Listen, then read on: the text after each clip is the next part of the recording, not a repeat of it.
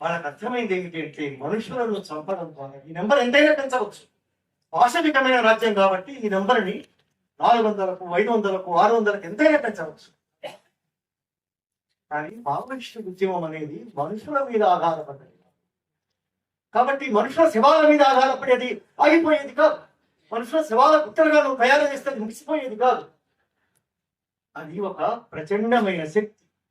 అది భారత సమాజపు ఆలోచనలలో, భారత సమాజపు సాంస్కృతిక ధారలో, భారత సమాజపు చరిత్ర గమనంలో భాగమైనటువంటి 56 ఏళ్ల 60 ఏళ్ల ఒక ఆలోచన, ఆచరణ, సమ్మేళనం.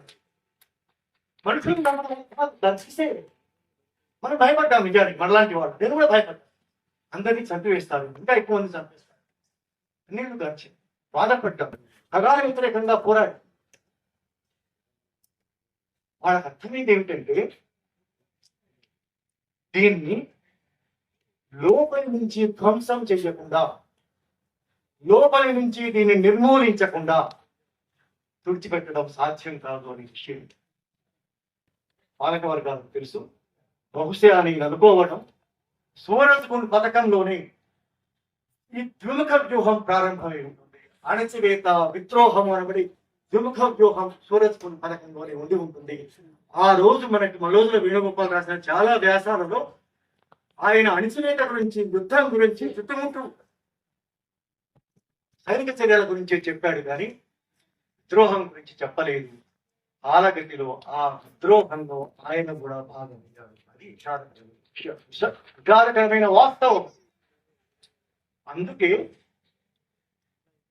ఒకసారి ఇంటికి ఆలోచించండి.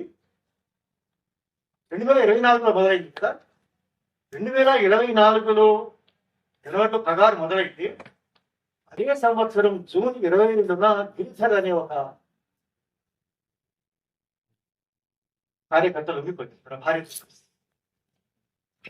ఆ తర్వాత యాసిన్ అని, ఆయన అసలు పేరు యాసిన్ రాజారాం అనేది అంటారు. ఆయన భార్య అంశు, వీళ్ళిద్దరూ జూలైలో, అక్టోబర్ 11న వీళ్ళిద్దరూ 2024 లొంగిపోయారు. ఈ యాసిన్ అనే ఆయన లొంగిపోయి బయటకు వచ్చాక ఒక ప్రకటన చేశారు, చాలా కీలకమైన ప్రకటన. ఇండియన్ ఎక్స్ప్రెస్ లో వచ్చింది, వీళ్ళందరూ చదివే ఉంటారు. ఆయన ఎలాంటి ప్రకటన చేశాడంటే, విప్లవంలోని అతివాద పంథాకు సోను దాదా సమర్థకుడు కాదు,